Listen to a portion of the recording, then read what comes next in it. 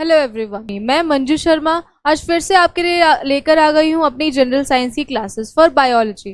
तो हम अपनी पिछली क्लासेस में सर्कुलेटरी सिस्टम पढ़ रहे थे, यानी कि परिसंचरण तंत्र पढ़ रहे थे। ठीक है, वो हमारा आधा ही हो पाया था। परिसंचरण तंत्र के मैंने 3 भाग बताए थे, जिसमें था हृदय, ठीक है, और ब्लड वेसल्स और ब्लड यानी कि रक्त। तो हम उसमें से अपना हृदय खत्म किया था अभी तक। ठीक है, हृदय के बारे में हमने पढ़ा था कि हृदय कैसे कॉन्ट्रैक्ट करता है, कौन सी धमनियां उसके अंदर ब्लड लेकर जाती हैं, कौन सी शिराएं उसके अशुद्ध ब्लड को लेकर आती है। तो ये सारी चीजें हमने हृदय के अंदर पढ़ी कि हृदय कैसी आवाज करता है, लब और डब की आवाज।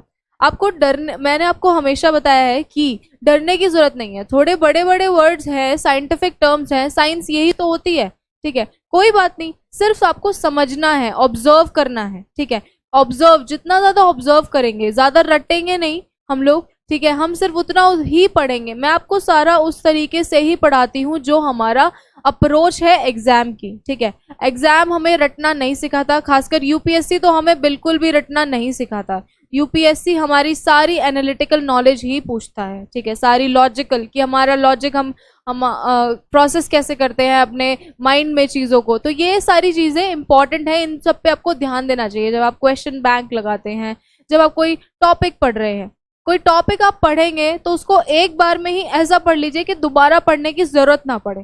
ठीक है, कि एक बार पढ़ा खत्म, कि ये टॉपिक आ गया समझ, दोबारा पढ़ने की जरूरत। मेरा मतलब ये नहीं है कि रिवीजन नहीं करे, रिवीजन तो करनी है, बट डीप में एक टॉपिक एक बार ऐसा पढ़ लीजिए। कोई भी टॉपिक पढ़ रहे हैं, चाहे वो हार्ट है, चाहे वो सर्कुलेशन है, चाहे वो एक्सक्रीशन है, ठीक है, कुछ भी है, ठीक है, उसको एक बार ऐसा डीप में पढ़ लीजिए कि हमेशा आपको उसके बेसिक याद रहे। ठीक है, कभी भी आप उसके बेसिक ना भूलें।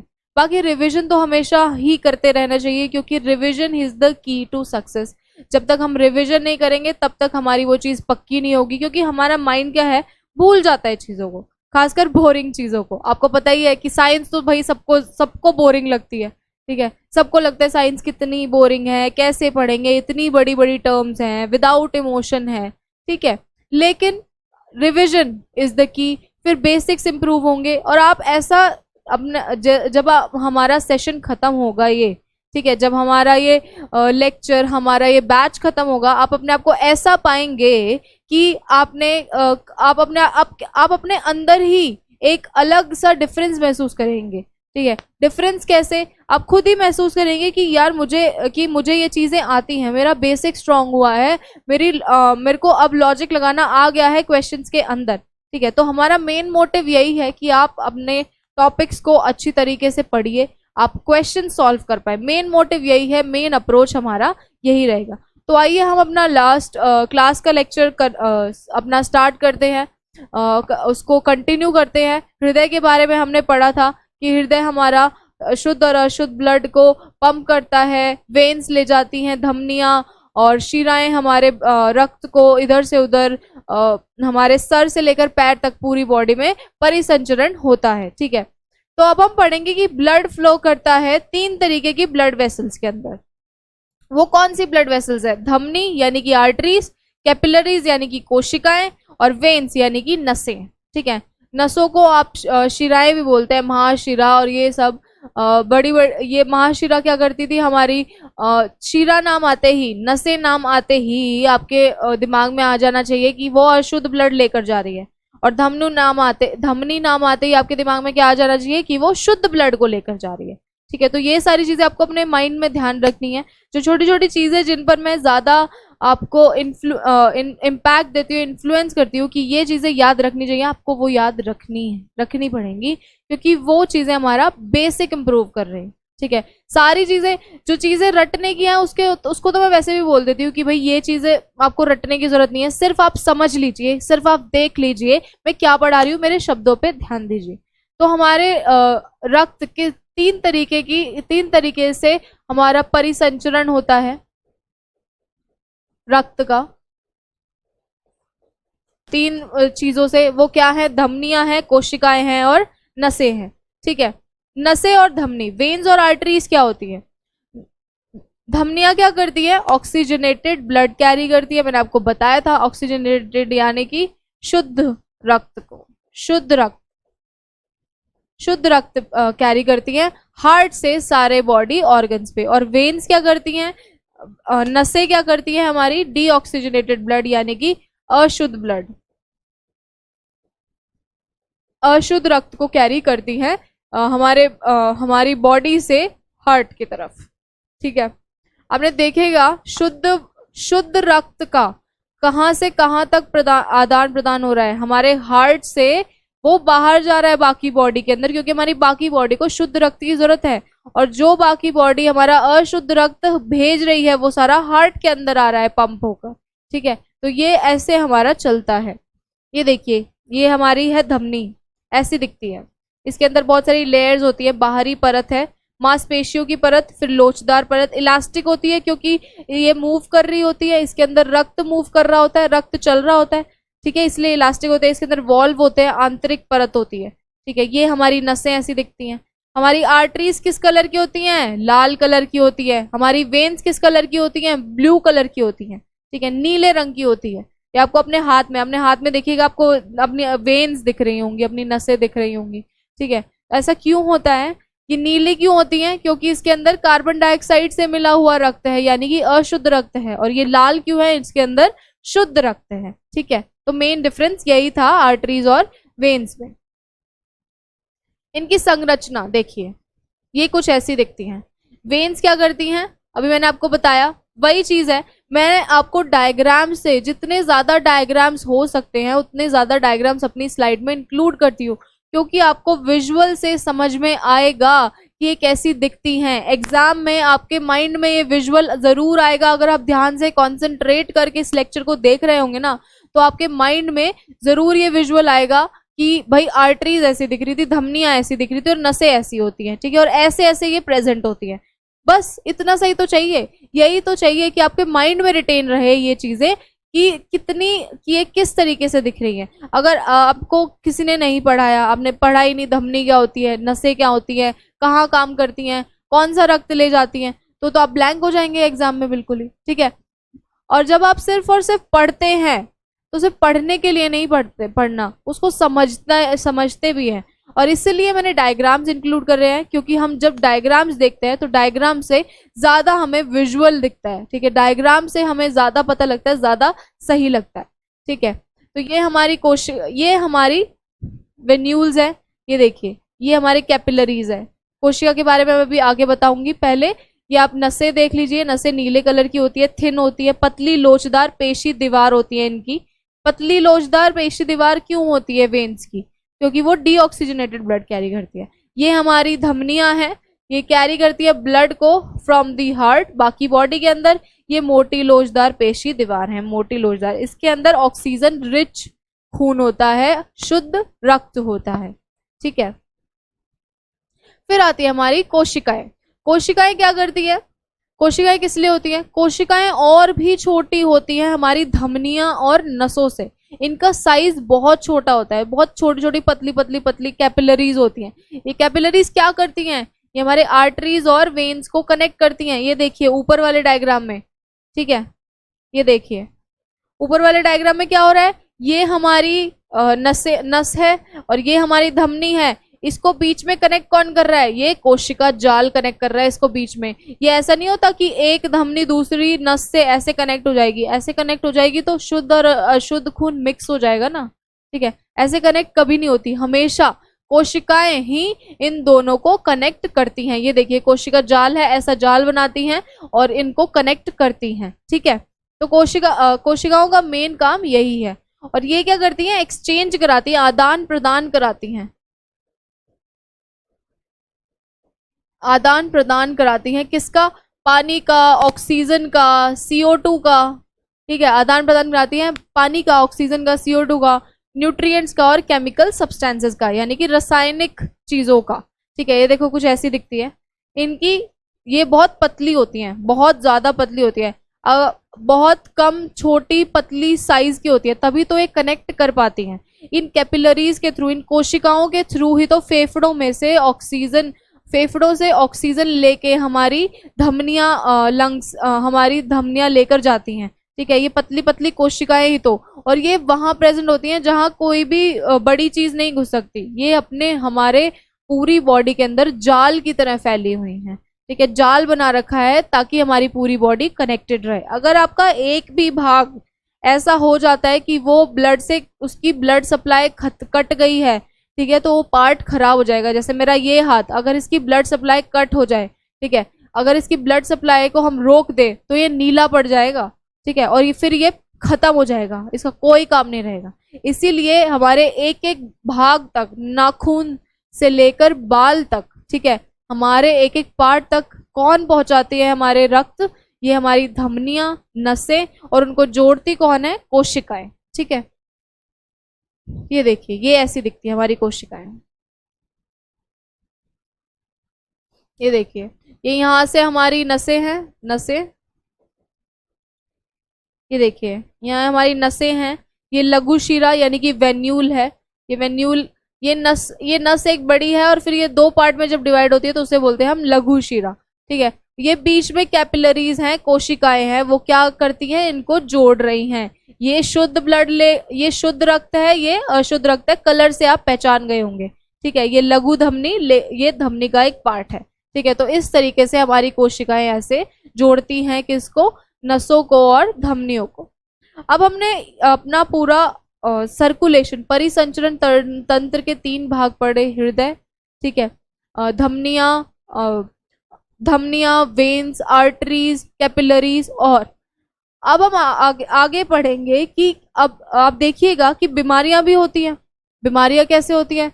अब हर सिस्टम की, हर अंग तंत्र की अपनी अलग बीमारी होती है। मैंने पाचन तंत्र जब पढ़ाया था उसकी अलग बीमारियां बताई थी। ठीक है, जब मैंने अंतःस्रावी तंत्र पढ़ाया था उसकी अलग बीमारियां बताई थी। वैसे ही सर्कुलेटरी सिस्टम, परिसंचरण तंत्र की भी अलग बीमारियां हैं। तो वो कौन सी बीमारियां हैं? कार्डियोवैस्कुलर डिजीज,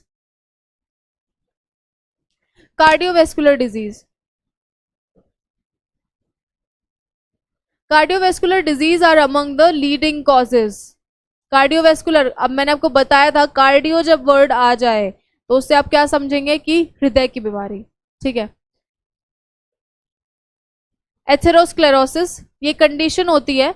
इसके अंदर क्या होता है? एथेरोस्क्लेरोसिस, इसके अंदर क्या होता है? फैट डिपॉजिट हो जाता है हमारी धमनियों के अंदर। धमनियों के अंदर जब फैट डिपॉजिट हो जाता है, यानी कि जब हम ज्यादा फैट कंज्यूम करते हैं, ज्यादा वसा खाते हैं अपने खाने में, तो वो वसा जब उसको जगह नहीं मिलती तो वो फिर हमारी धमनियों में जमना शुरू हो जाता है। और जब वो धमनियों में जमना शुरू हो जाएगा, अब एक कोई चीज है जिसके अंदर किसी लिक्विड का फ्लो हो रहा है, कोई पाइप है, उसके अंदर से पानी निकल रहा है। अब उस पाइप के अंदर काई जम जाए, ठीक है, पाइप वो ब्लॉक हो जाए कचरे की वजह से, ठीक है, तो मतलब आगे तो पानी जा ही नहीं पाएगा। वैसे ही जब धमनियों के अंदर वसा जमा हो जाता है तो रक्त का प्रभाव, जैसे रक्त पहले ट्रेवल कर रहा था वैसे नहीं कर पाता, फिर उसको ज्यादा फोर्स लगाना पड़ता है ट्रेवल करने के लिए, क्योंकि बीच में उसके वहां पे वसा जमा हो गया। वसा जमा हो गया तो उसने एरिया कम कर दिया जहां से रक्त जा रहा था। ठीक है, और एक टाइम पे क्या होता है? ये ब्लॉक कर देता है हमारी धमनियों को। ठीक है, ज्यादा वसा कंज्यूम करने से ये हमारी धमनियों को ब्लॉक कर देता है। फिर या तो ऑपरेशन कराना पड़ता है या फिर हार्ट अटैक हो जाता है। ठीक है, और हाई ब्लड प्रेशर, ये तो मेन बीमारी है हमारे परिसंचरण तंत्र की। इसमें क्या होता है? हमारा बीपी हमेशा हाई रहता है। ठीक है, हार्ट अटैक और स्ट्रोक, हार्ट अटैक और स्ट्रोक ये तो मेन है हमारी परिसंचरण की बीमारियां। हार्ट अटैक हो गया, स्ट्रोक आ गया। स्ट्रोक से तो फिर भी इंसान बच रहा है, हार्ट अटैक से इंसान नहीं बच सकता। ठीक है, one of the coronary arteries, कोई भी इनमें कोई धमनी क्या होती है? ब्लॉक हो गई हमारी। मैंने अभी आपको बताया कैसे ब्लॉक होती है, फैट डिपॉजिट होने से, या फिर कोई चीज उसके अंदर डिपॉजिट हो गई तो रक्त का प्रवाह वैसे नहीं हो पा रहा, तो रक्त का प्रवाह नहीं हो रहा तो वो ब्लॉक हो गया वहां पे। तो क्या होता है कि लैक ऑफ ऑक्सीजन की वजह से, लैक ऑफ O2 की वजह से इंसान मर जाता है। ठीक है, या फिर हार्ट की मसल डैमेज हो जाती है जब एक बार हार्ट अटैक होता है। ऐसा बोला जाता है कि हार्ट अटैक के चांसेस 3 बार होते हैं। एक बार इंसान बच जाएगा, दूसरी बार बच जाएगा, लेकिन जब तीसरी बार कंसेक्यूटिवली उस इंसान को हार्ट अटैक हो जाए तो वो नहीं बच पाता। ठीक है, ऐसा बोला जाता है। तो ये थी हमारी कुछ परिसंचरण तंत्र की बीमारियां। अब हम रक्त रक्त रक्त इतना ज्यादा ब्लड ब्लड ब्लड कर रहे हैं कि हर जगह ब्लड है, रक्त हर जगह फैला हुआ है। ठीक है, तो रक्त क्या है, इसके अंदर क्या क्या चीजें आती हैं, रक्त का काम क्या है, ये इसका कॉम्पोजिशन क्या है, ठीक है, इसके अंदर क्या क्या प्रेजेंट है, कौन से विटामिन मिनरल्स कैसे मिलकर जाते हैं। तो अब हम पढ़ेंगे उसी रक्त के बारे में, उसी ब्लड के बारे में। ठीक है, ब्लड बहुत ही इंपॉर्टेंट पार्ट है। ठीक है, ये कनेक्टिव टिश्यू है। ठीक है, कनेक्टिव उत्तक है जो जिसके अंदर क्या होते हैं, डिजॉल्व सब्सटेंसेस होते हैं और सेल्स होते हैं। मैंने आपको बताया हमारा रक्त सिर्फ एक तरल पदार्थ नहीं है, इसके अंदर बहुत सारे न्यूट्रिएंट्स, बहुत सारे पोषक तत्व जैसे कि विटामिन मिनरल्स, ठीक है, जो भी चीजें हमारे शरीर को चाहिए होती हैं वो चीजें डिजॉल्व होती हैं। ठीक है, तो रक्त सिर्फ एक तरल पदार्थ नहीं है, इसके अंदर बहुत सारी चीजें डिजॉल्व होती हैं। और ये किन किन कार्यों में शामिल है, कौन से फंक्शन करता है हमारा ब्लड। मेन फंक्शन तो क्या करता है कि ऑक्सीजन कलेक्ट करता है। ये तो अभी आपने पढ़ा जब आप परिसंचरण तंत्र पढ़ रहे थे कि ऑक्सीजन कलेक्ट करता है। जब आप परिसंचरण तंत्र पढ़ रहे थे तो हमने पढ़ा कि ऑक्सीजन कलेक्ट करता है लंग से। ठीक है, और क्या करता है, न्यूट्रिएंट्स लेता है डाइजेस्टिव ट्रैक्ट से, पाचन तंत्र से न्यूट्रिएंट्स लेता है, और वेस्ट प्रोडक्ट ले जाता है टिश्यूज से बाहर। ठीक है, यानी कि ऑक्सीजन भी लेता है। ऑक्सीजन कहाँ ले जाता है, heart to lungs, lung to heart और बाकी पार्ट ऑफ द बॉडी। ठीक है, पाचन तंत्र, जब पाचन क्रिया हमारी हो रही है तो वहां से जो न्यूट्रिएंट आ रहा है, वहां से जो पोषण आ रहा है उसको लेता है। और जो हमारी बॉडी में टॉक्सिक वेस्ट होता है, ठीक है, कचरा होता है, वो भी उसको भी ये बाहर लेकर जाता है। ठीक है, ये रेगुलेट करता है बॉडी के इंटरनल एनवायरनमेंट को, ये हमें हेल्प करता है इन्फेक्शन से लड़ने में। ठीक है, ये हेल्प करता है हमारे क्लॉट्स को रिपेयर करने में। क्लॉट्स, जो खून का थक्का जम जाता है, वो कैसे जमता है, जब हमें चोट लगती है तो क्लॉट हो जाता है। ठीक है, वो कैसे होता है वो मैं अभी आगे आपको बताऊंगी। ब्लड सेल के मेनली 3 पार्ट होते हैं, वो होते हैं आरबीसीज, डब्ल्यूबीसी और वाइट ब्लड सेल्स।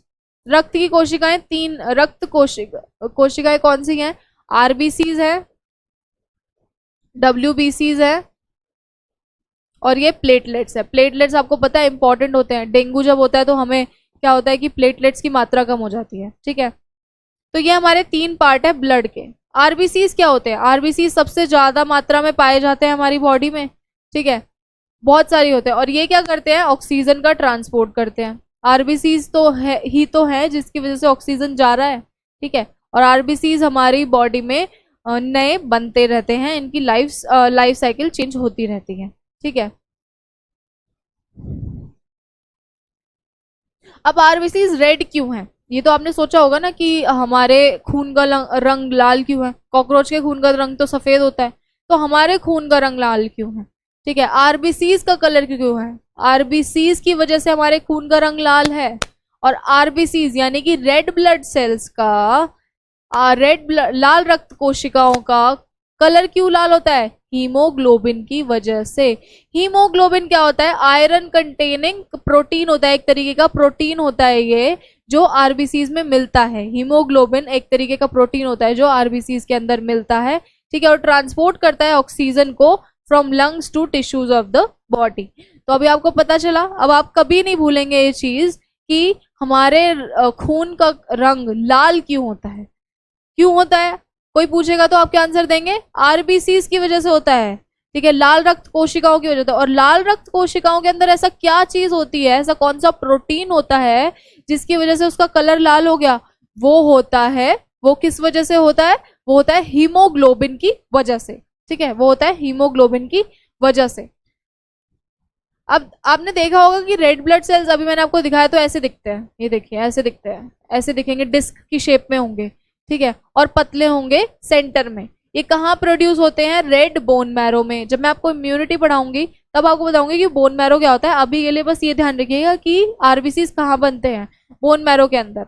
इनके अंदर न्यूक्लियस नहीं होता। आरबीसीज हमारे, आरबीसी देखिए, आरबीसी कोशिकाएं हैं, सेल्स हैं, और सेल के अंदर तो न्यूक्लियस होता है। लेकिन एक्सेप्शन है, ये एक अपवाद है कि आरबीसीज यानी कि लाल रक्त कोशिकाओं के अंदर न्यूक्लियस नहीं होता, केंद्रक नहीं होता। और इनकी लाइफ साइकिल क्या होती है, कितने दिन तक जिंदा रहते हैं, 120 दिन की इनकी लाइफ साइकिल होती है, यानी कि 120 दिन के बाद ये मर जाते हैं, फिर नए पैदा हो जाते हैं। इसलिए ऐसा बोला जाता है कि हमें खून डोनेट करना चाहिए। ठीक है, तो खून जब हम डोनेट कर देते हैं फिर और नया बनता रहता है और फिर इंसान हेल्दी रहता है। ठीक है, लेकिन उसी को डोनेट करना चाहिए जिसके अंदर खून पर्याप्त हो। ऐसा नहीं है कि जिसका हीमोग्लोबिन भाई 6 पहुंच रहा है और वो खून डोनेट कर रहा है, वो तो वैसे ही मर जाएगा। तो जिसके अंदर खून पर्याप्त है उसे अपना खून डोनेट कर देना चाहिए।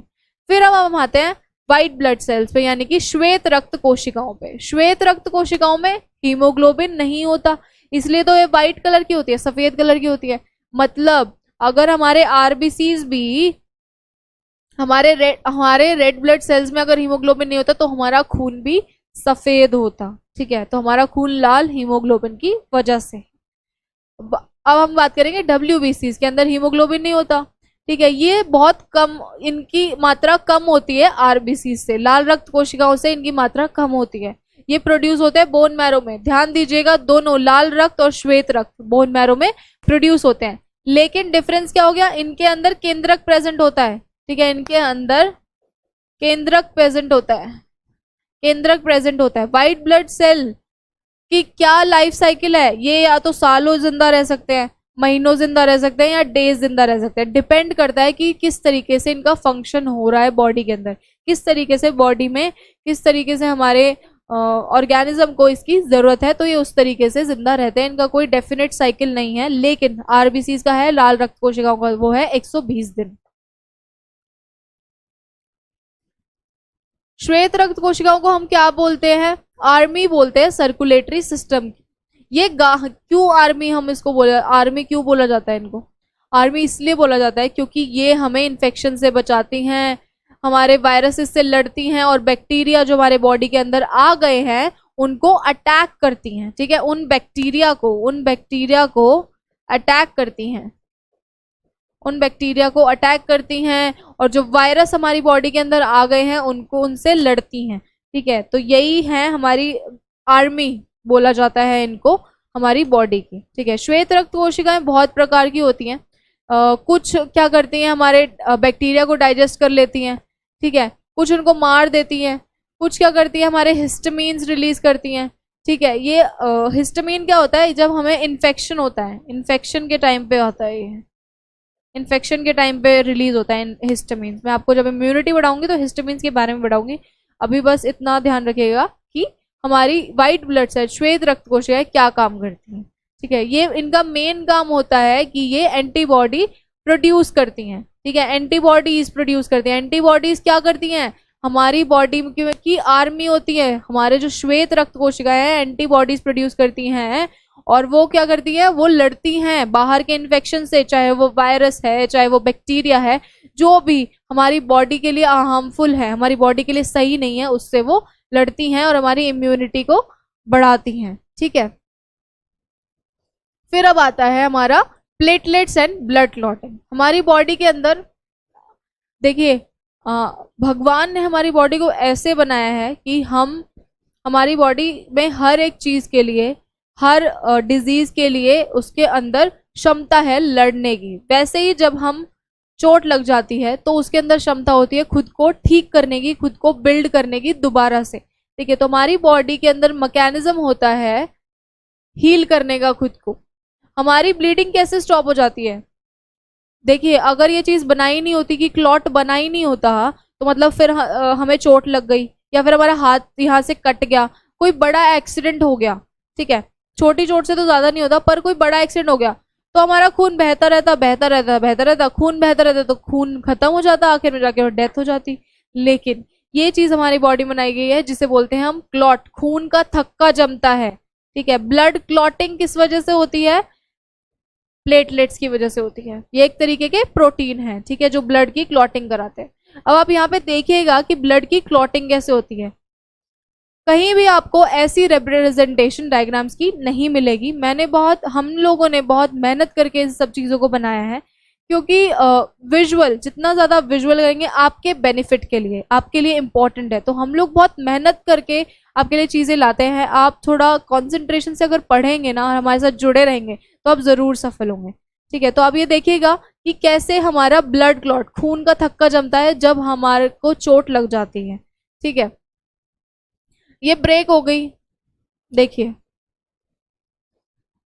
यहाँ पे कैपिलरी वॉल, ठीक है, कोशिका की दीवार टूट गई, हमारी रक्त वाहिकाएं इंजर हो गई। ऐसी हमारी कोई कोशिका की दीवार है, ये हमारी कोई कोशिका है, या फिर रक्त वाहिका है, कोई धमनी है, ठीक है।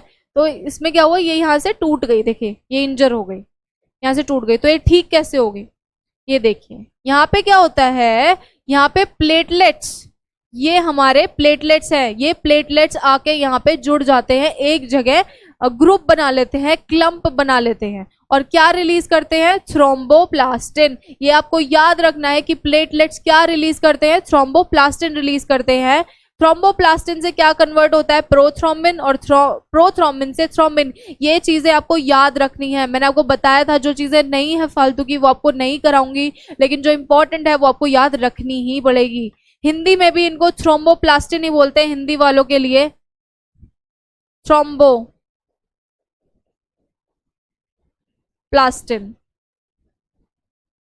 थ्रोम्बोप्लास्टिन हिंदी वालों के लिए भी थ्रोम्बोप्लास्टिन ही है, ठीक है। तो थ्रोम्बोप्लास्टिन से क्या बनता है, थ्रोम्बोप्लास्टिन से बनता है, कन्वर्ट होता है प्रोथ्रोम्बिन, और प्रोथ्रोम्बिन से थ्रोम्बिन। हिंदी में भी आप इसको ऐसे ही लिखेंगे, जैसे हिंदी में स्पेलिंग होती है वैसे लिख लीजिएगा। ये प्लेटलेट्स यहाँ पे आके क्लम्प हो जाते हैं, क्लम्प होके थ्रोम्बोप्लास्टिन बनाते हैं। मेन ये ब्लड क्लॉट में काम आते हैं, खून के थक्के जमाने के लिए काम आते हैं, ये मेन इंपॉर्टेंट फैक्टर है, ये आपको याद रखना ही पड़ेगा। मैं आपको बार बार बोल रही हूँ, ये इंपॉर्टेंट है, ठीक है। तो यहाँ पे प्रोथ्रोम्बिन बन गया, ठीक है, और यहाँ पे इन्होंने क्या हुआ, नेटवर्क बना लिया आके, ये देखिए ये जिगजैग नेटवर्क है, और ये यहाँ पे दोबारा से हमारी जो कोशिका डैमेज हुई थी वो कोशिका जुड़ गई, ठीक है। थ्रोम्बिन फाइब्रिनोजन में कन्वर्ट हो जाएगा, और फाइब्रिन में which causes a clot. Clot क्या करता है, जब यहाँ पे नेटवर्क ही बन गया, इन्होंने बंद कर दिया उस जगह को, तो खून बाहर ही नहीं जाएगा, ठीक है, क्योंकि वो चीज जम चुकी है, ठीक है। तो जब तक और जम चुकी है तो फिर खून बाहर नहीं जाएगा, खून बाहर नहीं जाएगा, खून बहेगा नहीं। तो इस तरीके से हमारा क्लॉट जमता है, ठीक है। अब ब्लड क्लॉटिंग में भी प्रॉब्लम है, अब किसी चीज के फायदे भी हैं तो उसके नुकसान भी हैं। इसमें क्या है, अगर एक क्लॉटिंग फैक्टर मिस हो गया, यानी कि अगर थ्रोम्बिन नहीं हुआ, नहीं बना, तो आगे क्लॉट फॉर्म नहीं होगा, आगे खून का थक्का नहीं जमेगा और ये वर्क नहीं करेगा। ऐसे एक डिजीज होती है हीमोफीलिया, हिंदी में भी इसको हीमोफीलिया ही लिखेंगे। ये जेनेटिक डिजीज होती है, अनुवांशिक रोग होता है, अनुवांशिक, ये एक अनुवांशिक रोग होता है। उसमें क्या होता है कि इनके अंदर क्लॉटिंग फैक्टर नहीं होता, इनके अंदर खून का थक्का जमाने के लिए वो प्रोटीन नहीं होता। तो ये लोग क्या होता है, अगर इनकी इनकी ब्लीडिंग हो रही है, अगर इनको कोई चोट लग गई, ठीक है, अगर इनको चोट लग गई तो इनका खून बहना नहीं रुकेगा। ये लोग ऐसे लोगों को बहुत ध्यान से रहना चाहिए कि उनको कहीं कोई चोट ना लगे, कोई एक्सीडेंट ना हो। इसका बड़ा एग्जाम्पल है क्वीन, जो इंग्लैंड की क्वीन है, उनके अंदर ये अनुवांशिक रोग है, उनकी फैमिली के अंदर ये अनुवांशिक रोग है, ठीक है। और ये बहुत ही डेंजरस होता है, क्योंकि अगर हमारा खून बहता रहेगा, जमेगा ही नहीं, तो मतलब फिर हम मर ही जाएंगे, हमारी पूरी आगे की पीढ़ी खत्म हो जाएगी।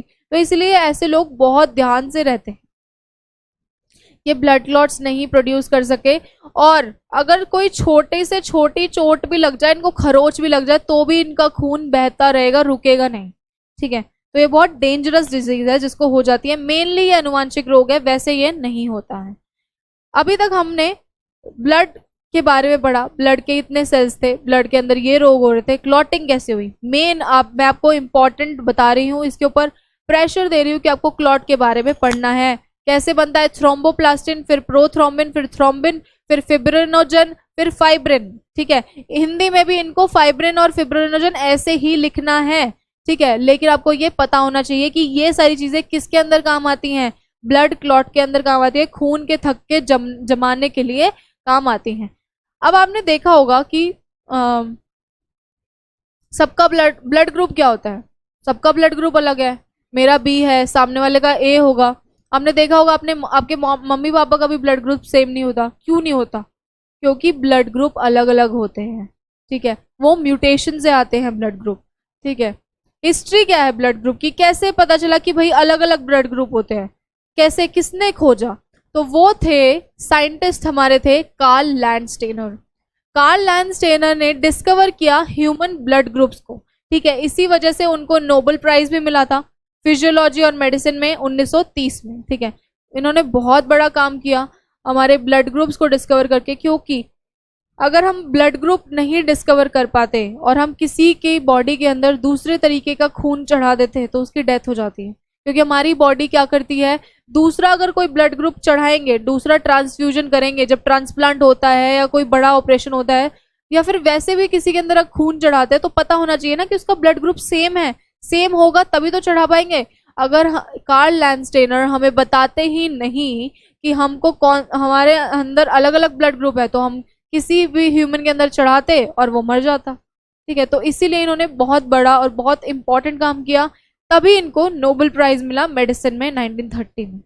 तो मेन ब्लड ग्रुप कौन से होते हैं, इन्होंने दी ABO blood grouping. Main blood group होते हैं ए बी और ए बी और ए। ए ब्लड ग्रुप रक्त समूह ए, रक्त समूह ए के अंदर क्या होगा, देखिए दो चीज होती है, एक तो ब्लड ग्रुप के अंदर एंटीबॉडी होगी, एक तो और दूसरा ब्लड ग्रुप के अंदर एंटीजन प्रेजेंट होगा, ठीक है। अब आपको ये ध्यान रखना है कि ये देखिए यहाँ पे एंटीजन क्या हो गया, प्रतिरक्षा। एंटीजन क्या हो गया, प्रतिरक्षा, प्रतिरक्षा एंटीजन। ओ ब्लड ग्रुप पे कोई एंटीजन नहीं होता, इसीलिए बोलते हैं कि ओ ब्लड ग्रुप हमारा यूनिवर्सल डोनर है, ठीक है। ओ ब्लड ग्रुप हमारा यूनिवर्सल डोनर है, यानी कि अगर कोई खून, सेम खून नहीं मिल रहा है हमें, ए ब्लड ग्रुप वाले का एक नहीं मिल रहा है, तो हम उसे ओ ब्लड ग्रुप का चढ़ा सकते हैं और उसकी बॉडी रिजेक्ट नहीं करेगी, क्योंकि इसके अंदर एंटीजन प्रेजेंट नहीं होता, लेकिन इसके अंदर एंटीबॉडी प्रेजेंट होती है, यानी कि ओ ब्लड ग्रुप सिर्फ ओ से ही ले पाएगा। इसके अंदर एंटीबॉडी तो प्रेजेंट होती है, प्रतिजन तो प्रेजेंट होता है, पर प्रतिरक्षा नहीं होती। ए में क्या प्रेजेंट होता है, ए में प्रतिरक्षा ए प्रेजेंट होगी, यानी कि ए को हम ए ही दे पाएंगे और ए को ओ दे पाएंगे, ठीक है।